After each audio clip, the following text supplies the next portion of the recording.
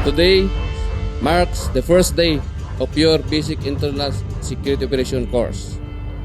I am proud in the PNP, proud of your commitment to pursue the capacity enhancement program of the PNP for our lines officers like you. The basic internal operation course is mandatory training, most especially sa inyo, mga patrolman and patrolwoman in line service. Because you will be leading or will be in the front lines of combating the insurgency and ensuring the peace and security of our local areas you will be assigned pag lumabas na kayo dito sa training camp.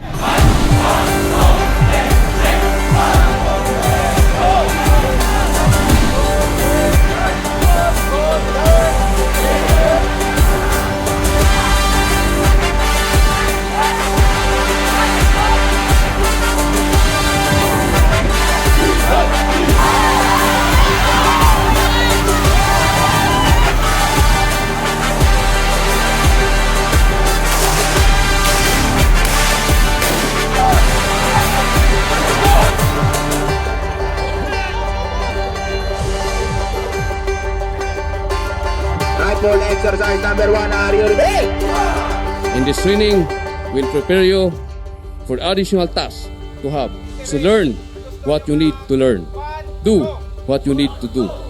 Perform what you need to perform and to become more stronger PRO6. With that, I expect nothing but the best from you because your training manager and assistant instructors are the best as well. All eyes on the way I thought when I walk into the room. Wind blows underneath the soles of my brand new parachute. By the authority delegated in me by the Regional Director Police Regional Office 6, I hereby recognize the 320 participants and declare the Basic Internal Security Operation Force open effective today, July 8, 2020. And this is my world. This is my world. Each and everyone, you will be equipped through this training, the knowledge, skills, sets and values needed to mold you to be the best law enforcement officers as well as agent of peace in order to combat insurgency and terrorism in our country. Now, with our new law, the Republic Act 11479 or otherwise known as the Terrorism Act of 2020 that is threatening the country, the anti-terrorism policies.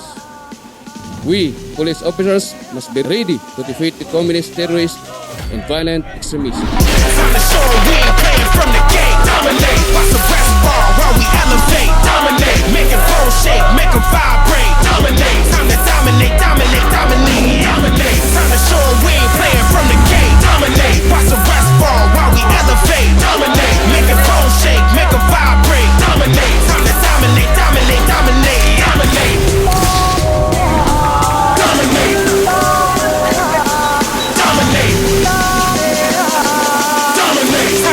Dominate. Dominate. Dominate. Normally, lahat po tayong kapulisan, bago po dumaan ng assignment o mabibigyan ng kaukulang responsibilidad after ng basic training, it's a mandatory indeed na lahat po tayo dadaan ng ganitong training.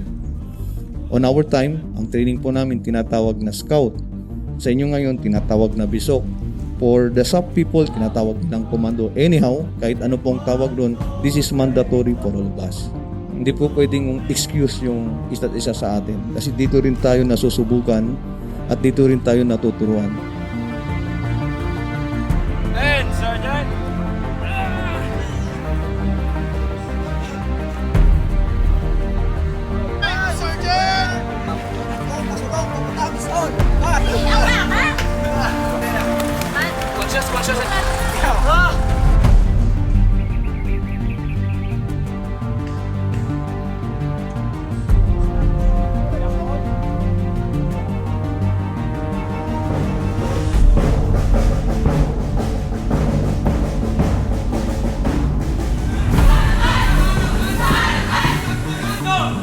You can work really hard, but if you're not disciplined in your training, you're not going to improve and get the level of skills that you want to.